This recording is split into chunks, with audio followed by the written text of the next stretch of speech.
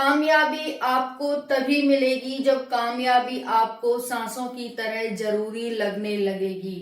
कामयाबी आपको तभी मिलेगी जब कामयाबी आपको सांसों की तरह जरूरी लगने लगेगी। जय हिंद, जय भारत। साथियों, आप सभी का स्वागत है पीएस स्टडी में। इस क्लास में हम क्लास 6 की जियोग्राफी का आज चैप्टर 2 देखेंगे। चैप्टर फर्स्ट हो गया है जिसमें हमने 2 क्लासें ली थी, क्योंकि पहला हमने स्टार्टिंग की थी तो उसमें ज्यादा बेस बनाना पड़ा था हमें। तो उसमें हमने फर्स्ट चैप्टर में 2 क्लासेस ली हैं जो कि चैनल पे ऑलरेडी अपलोड हो चुकी हैं। ये आज हमारी 3rd क्लास है और चैप्टर 2 है, यानी हम एक एक चैप्टर एक एक क्लास में खत्म करेंगे। इस तरह से मैंने ये वीडियो अरेंज किया है, तो आप सभी को बहुत हेल्प होने वाली है। 6th क्लास में है आप, 7th क्लास में है, या आप कॉम्पिटिटिव एग्जाम की तैयारी कर रहे हैं, क्योंकि ये हमारा बेस होता है, बेस बनाने का काम करता है। स्टार्ट करते हैं हम यहाँ पर अपनी क्लास को। यहाँ पर आपको ये दिखाई दे रहा है, ये हमारी पृथ्वी है। ये हमारी क्या है? पृथ्वी है। पृथ्वी के बीचों बीच से एक रेखा गुजरती है जिसे हम विषुवत रेखा कहते हैं। ये हमारी पृथ्वी है। पृथ्वी के बीचों बीच से एक रेखा गुजर रही है जिसका नाम विषुवत रेखा है। विषुवत रेखा जब बीचों बीच से गुजर रही है एक रेखा जिसे विषुवत रेखा कहते हैं, तो वो पृथ्वी को 2 बराबर भागों में बांटेगी। उत्तर वाले भाग को उत्तरी गोलार्ध कहते हैं और दक्षिणी वाले भाग को दक्षिणी गोलार्ध कहते हैं। इतना क्लियर हो गया आपको कि एक हमारी पृथ्वी है, उसके बीचों बीच से एक रेखा गुजर रही है जिसका नाम विषुवत रेखा है। विषुवत रेखा के ऊपर वाले भाग को, यानी कि उत्तर वाले भाग को उत्तरी गोलार्ध कहते हैं और दक्षिणी वाले भाग को दक्षिणी गोलार्ध कहते हैं। ये दोनों भाग हैं वो बराबर ही होते हैं, क्योंकि विषुवत रेखा पृथ्वी के बिल्कुल बीचों बीच से गुजर रही है। अब यहाँ पर आप देख सकते हैं, जब पृथ्वी एक गोला है तो ये क्या है? 360 डिग्री का एंगल बनाती होगी। 360 डिग्री है पूरा ये पृथ्वी। तो अगर हम इसे इस तरह से देखें, विषुवत रेखा के परपेंडिकुलर अगर हम इस पर कोई भी लंब डालते हैं तो ये वाला क्या हो जाएगा? 90 डिग्री हो जाएगा। ये वाला भाग क्या हो गया? 90 डिग्री। ये 90 डिग्री, ये 90 डिग्री और ये 90 डिग्री। तो इस तरह से तो ये वाला भाग क्या हो जाएगा हमारा? 90 डिग्री। तो 90 डिग्री पर क्या बनता है? उत्तरी ध्रुव बनता है। उत्तर की ओर है तो उत्तरी ध्रुव होगा। वैसे ही सेम इस तरह से हम इधर लंब डालेंगे तो इधर क्या होगा? दक्षिण की तरफ है तो दक्षिणी ध्रुव होगा। तो जो भी आप न्यूज में सुनते हो ना, उत्तरी ध्रुव, दक्षिणी ध्रुव, अंटार्कटिका, आर्कटिक पे होल हो रहा है, इस तरह से सुनते हो ना, तो वो यही है। यहाँ पर ये उत्तरी ध्रुव हो गया, ये दक्षिणी ध्रुव हो गया, ये उत्तरी गोलार्ध हो गया और ये दक्षिणी गोलार्ध हो गया।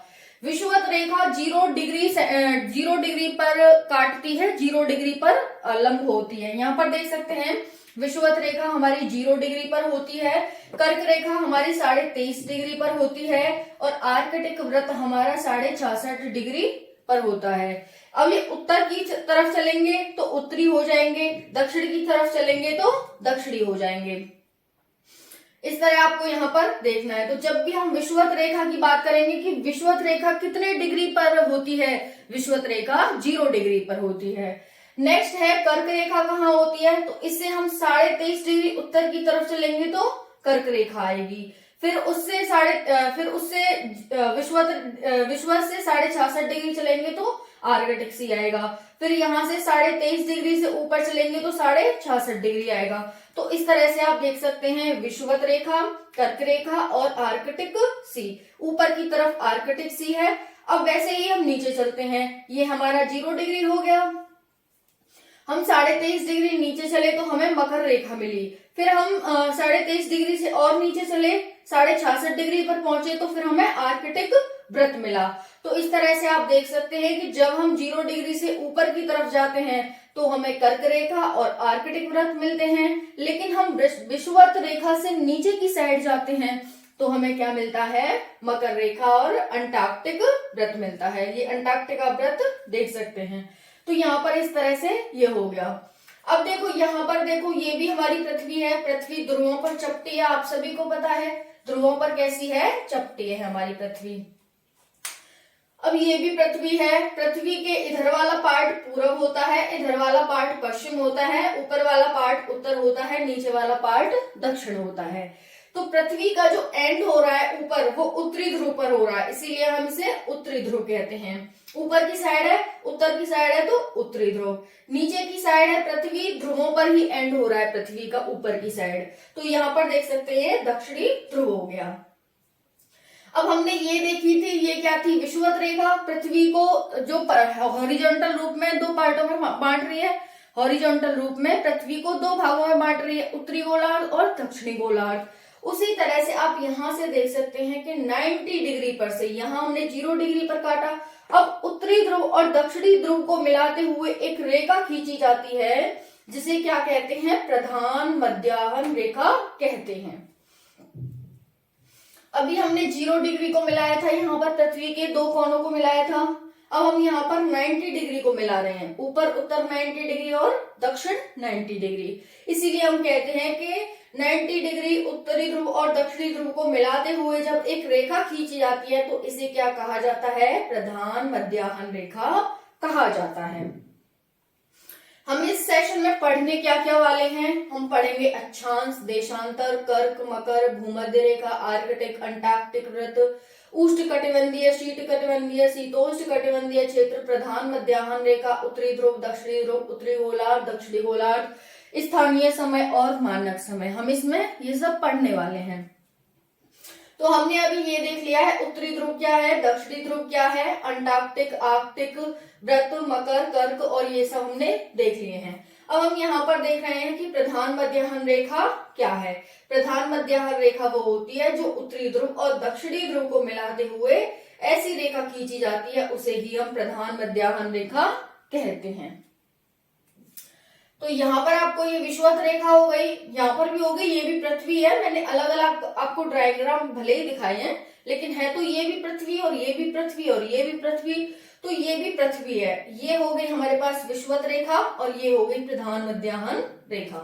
तो ऐसी रेखाएं जो विषुवत रेखा के समानांतर खींची जाती हैं उनको तो हम अक्षांश कहते हैं, और ऐसी रेखाएं जो प्रधान मध्याह्न रेखा के समानांतर खींची जाती हैं उसको हम देशांतर कहते हैं। तो अक्षांश और देशांतर क्या है, ऐसी रेखाएं जो प्रधान मध्याह्न रेखा के समानांतर खींची जाएं उसको हम देशांतर कहते हैं, और ऐसी रेखाएं जो विषुवत रेखा के समानांतर खींची जाए उनको हम क्या कहते हैं, अक्षांश कहते हैं। अक्षांश को इंग्लिश में लैटिट्यूड कहते हैं, अक्षांश को इंग्लिश में लैटिट्यूड कहते हैं, और देशांतर को इंग्लिश में लॉन्गिट्यूड कहते हैं। तो लॉन्ग का मतलब लंबे होंगे, तो इसीलिए ये लंबे होते हैं, इस तरह से होते हैं खड़े हुए, और लैटिट्यूड का मतलब हो गया लेटे हुए, इसीलिए जो अक्षांश होते हैं वो लेटे हुए होते हैं, इस तरह से।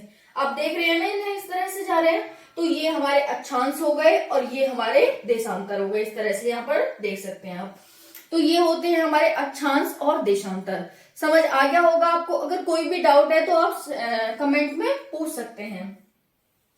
तो यहाँ पर ये देखें, अक्षांश है ये हमारे लेटे हुए, और खड़े हुए हैं वो देशांतर हैं। उत्तरी ध्रुव, दक्षिणी ध्रुव, उत्तरी गोलार्ध, दक्षिणी गोलार्ध, आर्कटिक वृत्त, कर्क रेखा, विषुवत रेखा, मकर रेखा और अंटार्कटिक वृत्त, इस तरह से। अब यहाँ पर आपको दिख रहा है ये हमारा सूर्य है, ये यहाँ पर पृथ्वी है, पृथ्वी पर पड़ेंगी। ये हमारा सूर्य है, यहाँ से किरणें निकल रही हैं। ये वाला भाग हमारा उष्णकटिबंध है, बीचों बीच से विषुवत रेखा गुजर रही है। विषुवत रेखा के 23 डिग्री उत्तर और 23 डिग्री दक्षिण में इस पूरे भाग को मिलाकर के उष्णकटिबंध कहा जाता है। इससे ऊपर के भाग को, क्योंकि उत्तर में है इसीलिए इसे उत्तर शीतोष्ण कटिबंध कहा जाता है, और उसके ऊपर में ये शीत है और उत्तर में है इसीलिए इसे उत्तर शीत कटिबंध कहा जाता है। तो ये शीतोष्ण हो गया, यानी कि यहाँ पर उष्ण में क्या होता है, उष्ण में गर्मी रहती है, शीतोष्ण में थोड़ी ठंडी आ जाती है, लेकिन शीत में बहुत ही ज्यादा ठंडी आ जाती है। तो वैसे ही ये पूरा हमारा उष्ण कटिबंध है, ये शीतोष्ण कटिबंध है और ये शीत कटिबंध है। वैसे ही नीचे है शीतोष्ण कटिबंध, शीत कटिबंध, लेकिन ये उत्तर में है तो उत्तर लिख दिया हमने, और ये दक्षिण में है तो दक्षिण लिख दिया। इतना क्लियर यहाँ पर हो गया होगा आपको। तो ये हमारी विषुवत रेखा है, 23.5 डिग्री उत्तर और दक्षिण के बीच में हमारा क्या होता है, उष्णकटिबंध होता है 66.5 उत्तर से 23.5 डिग्री उत्तर के बीच में हमारा उत्तर शीतोष्ण होता है। फिर 90 से 66.5 के बीच में उत्तर शीत होता है। वैसे आप यहाँ पर भी देख सकते हैं। तो इस तरह से यहाँ पर है, ये जो प्रधान मध्याह्न रेखा है इसे हम ग्रीनविच वेधशाला भी कहा जाता है, क्योंकि ये ग्रीनविच वेधशाला से गुजरने वाली देशांतर रेखा है, इसीलिए इसे ग्रीनविच रेखा भी कहा जाता है। तो प्रधान मध्याह्न रेखा का नाम, दूसरा नाम क्या है? ग्रीनविच रेखा है। इतना आपको क्लियर हो गया यहाँ पर। ग्रीनविच वेधशाला से गुजरने वाली देशांतर रेखा को, क्योंकि ये आती है ब्रिटेन से लेकर के अफ्रीका निकलते हुए नीचे जाती है, जो ये प्रधान मध्याह्न रेखा है, तभी तो ये पृथ्वी को बीचों बीच से काटेगी इस तरह से। तो यहाँ पर इतना हो गया। अब देखो यहाँ पर देखते हैं हम अक्षांश क्या होता है। अक्षांश और देशांतर चैप्टर का ही नाम है, जो चैप्टर 2 है उसका नाम है अक्षांश और देशांतर। अक्षांश क्या है? अक्षांश को इंग्लिश में लैटिट्यूड कहते हैं। विषुवत रेखा के समानांतर रेखाएं जो होती हैं उसी को हम अक्षांश कहते हैं। ये जैसे लेटे हुए, लैटिट्यूड मतलब लेटी हुई, विषुवत रेखा की समानांतर रेखाएं। देशांतर क्या होते हैं? लॉन्गिट्यूड, लंबे। उत्तर व दक्षिण ध्रुवों को मिलाते हुए खींची जाने वाली रेखाओं को ही हम देशांतर रेखाएं कहते हैं।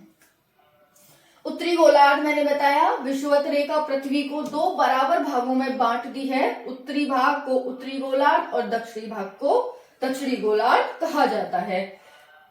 अक्षांश, देशांतर, उत्तरी गोलार्ध, दक्षिणी गोलार्ध क्लियर है आपको।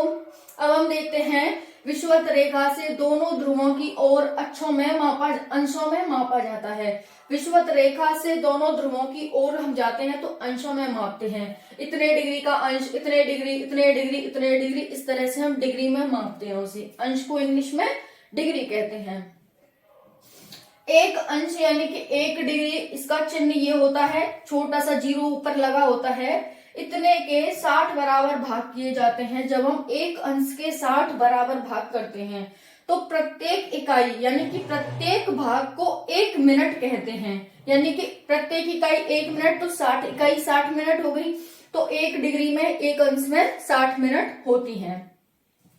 फिर से मिनट को पुनः 60 बराबर भागों में बांटा जाता है। तो अभी हमें मिनट मिली थी, मिनट का सिंबल कुछ इस तरह से होता है, आपने देखा है उसमें पढ़ाई, इसमें ज्योग्राफी में हमें काफी टाइम ऐसा देखने को मिलता है।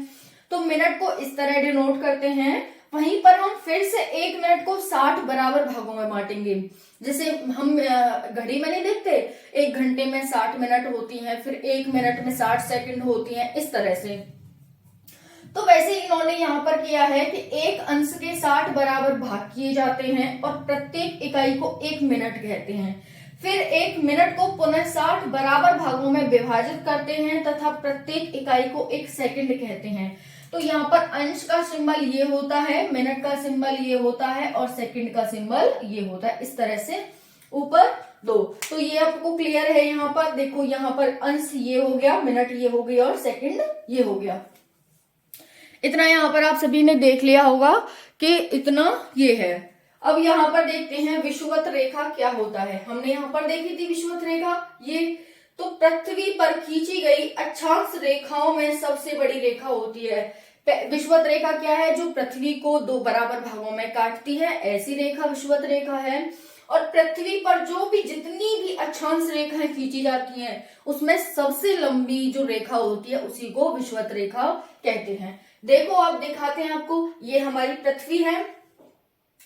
अब ये बताओ, इसकी ज्यादा लंबाई होगी या इसकी ज्यादा लंबाई होगी? यहाँ पर जो इसका डायमीटर है पृथ्वी का, यहाँ पर ज्यादा होगा या ये वाला डायमीटर इसका ज्यादा होगा? डायमीटर तो वही होता है जो बिल्कुल बीचों बीच से निकलता है, तो इसीलिए क्या होगा, ये वाला जो इसका डायमीटर है, ये डायमीटर इसका ज्यादा होगा। और फिर ये ऊपर को क्या होती जा रही है? सक्रिय होती जा रही है। तो जाहिर सी बात है, अगर ये सक्रिय हो रही है तो इस पर जो भी हम रेखाएं खींचेंगे वो भी सक्रिय होंगी। तो यहाँ पर इसीलिए आप देख सकते हैं इतना भाग यहाँ पर एक्स्ट्रा है। तो पृथ्वी पर खींची गई अक्षांश रेखाओं में सबसे बड़ी रेखा ये होती है विषुवत रेखा। अब यहाँ पर देख सकते हैं 0 डिग्री से 180 डिग्री तक पूर्वी देशांतर होता है। और 0 डिग्री से 180 डिग्री पश्चिमी देशांतर होता है। जैसे आप देख सकते हैं ये क्या हो गया, विषुवत रेखा। विषुवत रेखा पर ये 0 है और ये 180 डिग्री पे है। यहाँ पर 0 हो जाएगा और यहाँ पर आके 180 डिग्री हो जाएगा। तो 0 से लेकर के 180 डिग्री में पूर्वी देशांतर होता है और 0 से लेकर के 180 डिग्री में पश्चिमी देशांतर होता है। की गणना किसी भी स्थान की स्थिति ज्ञात करने के लिए की जाती है। अब पृथ्वी तो इतनी बड़ी है, अगर हमें किसी भी स्थान की स्थिति ज्ञात करनी है तो हम कैसे करेंगे, बताएंगे आपको कैसे करना है, ठीक है। यहाँ पर देख सकते हैं अब हमने विषुवत रेखा देख ली, क्या है कर्क रेखा देखते हैं। विषुवत रेखा से 23.5 डिग्री उत्तरी अक्षांश पर जो रेखा आती है उसी को हम कर्क रेखा कहते हैं। क्या है कहा मैंने, विषुवत रेखा से 23.5 डिग्री उत्तरी अक्षांश पर जो रेखा आती है उसी को हम कर्क रेखा कहते हैं। नेक्स्ट है मकर रेखा क्या है, तो यहाँ पर देख सकते हैं विषुवत रेखा से 23.5 डिग्री दक्षिणी अक्षांश पर जो रेखा आती है उसी को हम मकर रेखा कहते हैं। विषुवत रेखा से 23.5 डिग्री दक्षिणी अक्षांश पर आने वाली रेखा को हम मकर रेखा कहते हैं। फिर आता है हमारे पास आर्कटिक वृत्त। आर्कटिक वृत्त ऊपर है 66.5 डिग्री उत्तरी अक्षांश पर, तो यहाँ पर क्या हो जाएगा, आर्कटिक वृत्त विषुवत रेखा से 66.5 डिग्री उत्तरी अक्षांश पर आने वाली रेखा को हम आर्कटिक वृत्त कहते हैं। विषुवत रेखा से 86.5 डिग्री उत्तरी अक्षांश पर आने वाले वृत्त को आर्कटिक वृत्त कहते हैं। फिर है अंटार्कटिक वृत्त। अंटार्कटिक वृत्त क्या होता है, 66.5 डिग्री दक्षिणी अक्षांश पर आने वाली रेखा को हम अंटार्कटिक वृत्त कहते हैं, क्योंकि अंटार्कटिक नीचे है और आर्कटिक ऊपर है। तो अंटार्कटिक वृत्त क्या हो जाएगा, विषुवत रेखा से 66.5 डिग्री दक्षिणी अक्षांश पर आने वाली रेखा को अंटार्कटिक वृत्त कहा जाता है। इतना आप सभी को क्लियर हो गया। अब नेक्स्ट देखते हैं, यहाँ पर कुछ फैक्ट हैं जो इम्पोर्टेंट हैं, देख लेते हैं। सूर्य की छाया मध्य उत्तरी ध्रुव देख लो। यहाँ पर उत्तरी ध्रुव क्या होता है, 90 डिग्री उत्तरी अक्षांश को हम उत्तरी ध्रुव कहते हैं। दक्षिणी ध्रुव 90 डिग्री दक्षिणी अक्षांश को हम दक्षिणी ध्रुव। 90 डिग्री अक्षांश यहाँ होगा, ये 66.5 डिग्री अक्षांश है, ये 66.5 डिग्री है, ये 90 डिग्री होगा। तो वही कहा है 90 डिग्री उत्तरी अक्षांश को हम उत्तरी ध्रुव कहते हैं, 90 डिग्री दक्षिणी अक्षांश को हम दक्षिणी ध्रुव कहते हैं। देखो ये पूरी पृथ्वी क्या है, 360 डिग्री का एंगल है पूरी पृथ्वी। इसमें से 4 90 डिग्री के एंगल बनते हैं। आप देख सकते हैं एक ये, एक ये, एक ये, एक ये, 4 बन गए ना।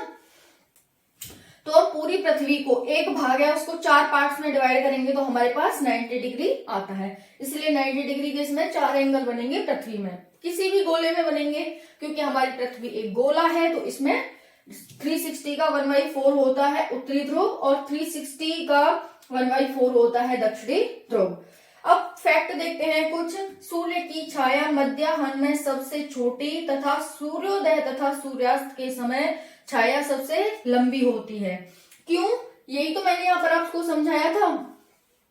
ये हमारी क्या होगा, ये हमारी विषुवत रेखा होगी बीचों बीच से। विषुवत रेखा के यहाँ पर आप जाओगे 23.5 डिग्री उत्तर से 23.5 डिग्री दक्षिण, तो हमें उष्णकटिबंध मिलेगा, यानी यहाँ पर बहुत गर्मी होती है, क्योंकि जहां पर विषुवत रेखा होगी वहां पर बहुत ज्यादा बारिश होगी, बहुत ज्यादा मॉइस्चर होगा और बहुत ज्यादा वहां पर पेड़ पौधे घने जंगल होंगे।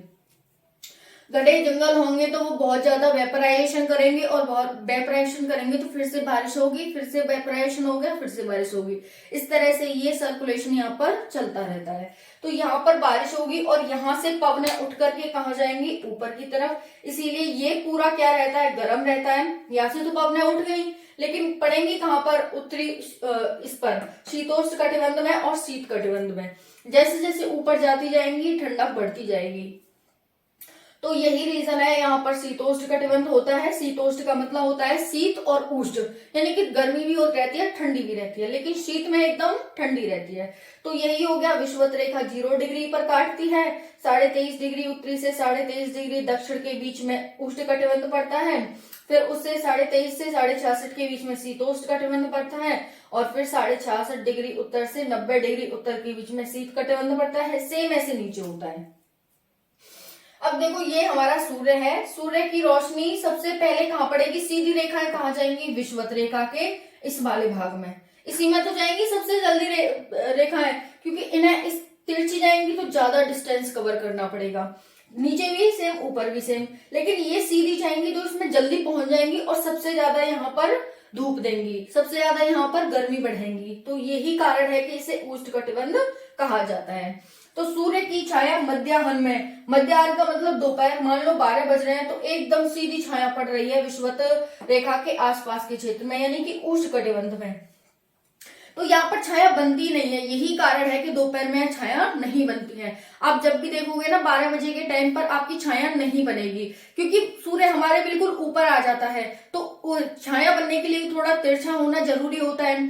अब सूर्य हमारे बिल्कुल ऊपर है तो छाया बने कैसे, इसीलिए दोपहर में कभी भी छाया नहीं बनती है, छाया बनती है हमारी या तो सूर्योदय के समय या फिर सूर्यास्त के समय। तो वही कह रहा है सूर्य की छाया मध्याह्न में सबसे छोटी होती है, सबसे छोटी होती है, बनती है नहीं बनती है, तो सबसे छोटी होती है, इस तरह आप ध्यान रखें, तथा सूर्योदय व सूर्यास्त के समय सबसे लंबी छाया होती है। पृथ्वी अपने अक्ष पर पश्चिम से पूर्व की ओर घूमती है, कल ही मैंने बताया था कि पृथ्वी कैसी घूमती है, पश्चिम से पूर्व की ओर, पृथ्वी नहीं सभी ग्रह पश्चिम से पूर्व की ओर ही घूमते हैं। पृथ्वी अपने अक्ष पर पश्चिम से पूर्व की ओर घूमती है, इसीलिए ग्रीनविच से पूर्व के स्थानों का समय ग्रीनविच समय से 15 डिग्री देशांतर पर पूर्व की ओर 1 घंटा आगे रहता है, तथा पश्चिम के स्थानों का ग्रीनविच से 15 डिग्री देशांतर पर पश्चिम की ओर 1 घंटा पीछे रहता है। ये क्या कहना चाह रहा है, ग्रीनविच रेखा कौन सी है हमारी, ये प्रधान मध्याह्न रेखा, ये कोई तो हमने ग्रीनविच रेखा कहा है, जो ब्रिटेन से निकल करके इंग्लैंड होते हुए अफ्रीका से नीचे आती है, तो इसको हमने प्रधान मध्याह्न रेखा कहा है। तो अपने अक्ष पर, ये तो हमारा हो गया ग्रीनविच से पूर्व के स्थानों का, ये ग्रीनविच है, इससे पूर्व के स्थानों का, ये कह रहा है कि अगर हम पूर्व के ग्रीनविच से 15 डिग्री पूर्व की तरफ चलते हैं तो हमारा 1 घंटा बढ़ जाता है, लेकिन वहीं हम पश्चिम की तरफ चलते हैं तो हमें 1 घंटा घटाना पड़ता है, यानी अगर ग्रीनविच पर 12 बज रहे हैं तो हम 15 डिग्री देशांतर पर जब होंगे तो वहां पर 1 बज रहा होगा।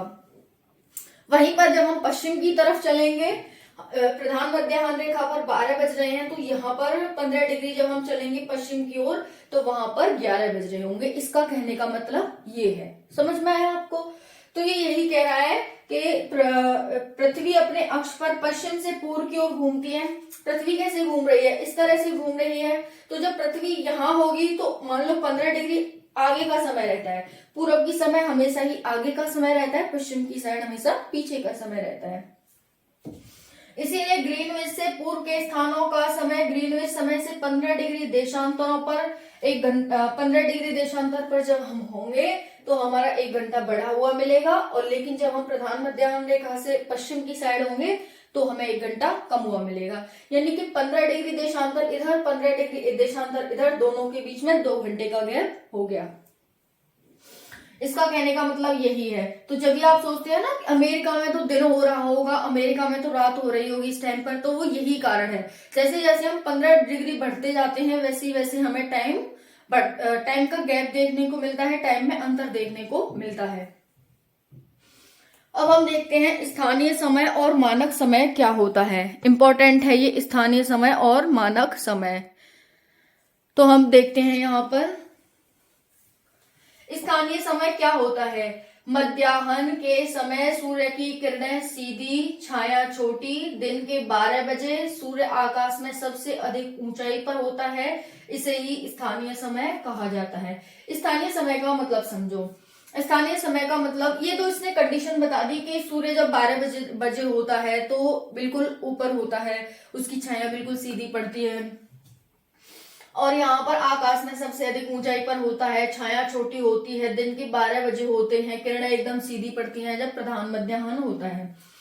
अब देखो ये स्थानीय समय क्या होता है। हमारा पृथ्वी बहुत बड़ी है, ठीक है, हमारी पृथ्वी जब, अगर हम पृथ्वी की बात करें तो हमारी पृथ्वी बहुत ज्यादा बड़ी है। अगर हम बात करें कि इसमें समय को कैसे निकालें, पृथ्वी तो हमारी घूम रही है, एक जगह तो स्थिर है नहीं, पश्चिम से पूर्व की ओर रोटेट कर रही है। तो हमें समय में डिफरेंस देखने को मिलता है हर 15 डिग्री पर। जैसे ही हम 15 डिग्री उत्तर और पूर्व और पश्चिम में चलते हैं तो हमें वहां पर डिफरेंस देखने को मिल जाता है 1 घंटे का। अब यहाँ पर अब कोई भी देश है, जैसे रशिया है, रशिया एक बहुत बड़ा देश है, छोटा देश तो नहीं है, वो यूरोप में भी आता है और एशिया में भी आता है।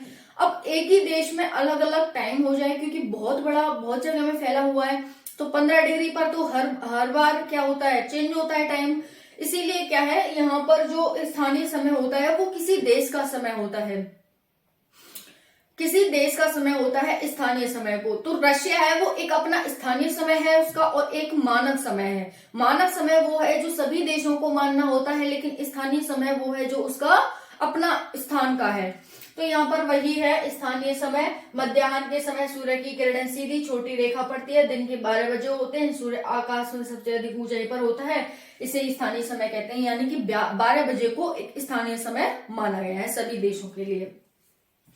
फिर है मानक समय। एक देशांतर रेखा पर स्थित सभी स्थानों का समय एक जैसा होता है। अगर एक देशांतर रेखा पर कोई भी देश स्थित है, कोई भी स्थान स्थित है, तो उसका सभी का, जैसे ये देशांतर है, ये देशांतर है, और इस पर कितने भी देश स्थित होंगे तो इसका एक जैसा समय होगा, क्योंकि हम 15 डिग्री जब देशांतर जा रहे हैं, जा तो हम देशांतर रहे हैं, लेकिन हमें अक्षांश जाना पड़ा तो टाइम चेंज हो जाएगा। तो वही कह रहा है, एक देशांतर रेखा पर स्थित सभी स्थानों का समय एक जैसा होता है। विभिन्न देशांतर रेखा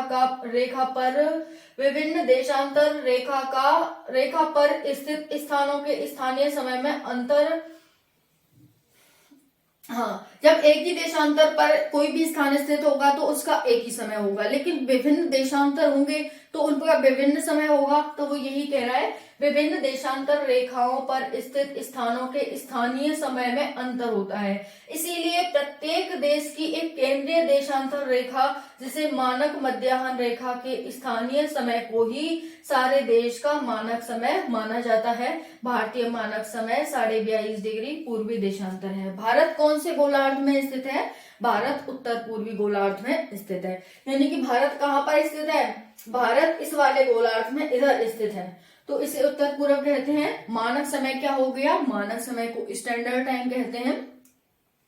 कि जैसे हम एक ही देशांतर पर कोई भी देश स्थित है तो उसमें एक ही हो जाएगा, एक ही टाइम हो जाएगा, लेकिन विभिन्न देशांतरों पर जो देश स्थित है उनमें विभिन्न टाइम होगा। इसीलिए क्या होता है, कोई भी देश अपना एक मानक समय मान लेता है। जैसे भारत का 82.5 डिग्री पूर्वी देशांतर, उत्तरी पूर्वी देशांतर है जो टाइम, तो उसी को क्या कहा गया है? 5.5 घंटे इसमें आगे रहता है भारत। जैसे किसी देश में 1 बज रहा है तो इसमें भारत 5.5 डिग्री 5 घंटे आगे रहेगा। यही है पृथ्वी की प्रति घंटा घूर्णन गति। 15 डिग्री देशांतर प्रति घंटा है, 1 मिनट में 1 डिग्री है। और यहाँ पर देख सकते हैं 180 डिग्री देशांतर, आधी, यहाँ पर क्या है, आधी रात और दिन होते हैं। 180 डिग्री देशांतर पर आधी रात और दिन होते हैं। तो इस तरह से ये क्लास थी हमारी। ऊपर और कुछ दे रखा है, हम वो देख लेते हैं। मानक समय, स्टैंडर्ड समय में अगर आपको कोई भी दिक्कत हो रही है तो आप बता देना। पृथ्वी को 24 समय क्षेत्रों में बांटा गया है। प्रत्येक क्षेत्र में 15 डिग्री देशांतर आते हैं, इसीलिए 24 × 15 360 डिग्री देशांतर है। प्रत्येक क्षेत्र के समय में 1 घंटे का अंतर रहता है। प्रत्येक क्षेत्र के समय में कितना रहता है? 1 घंटे का रहता है, क्योंकि पृथ्वी को 24 क्षेत्रों में बांटा गया है। 24 क्षेत्रों में बांटा गया, प्रत्येक क्षेत्र में 15 डिग्री देशांतर आते हैं, तो 15 × 24 हो गया हमारे पास 360। इसीलिए प्रत्येक क्षेत्र के समय में 1 घंटे का अंतर रहता है। तो वही हमने देखा था पूर्व और पश्चिम की तरफ इस तरह से।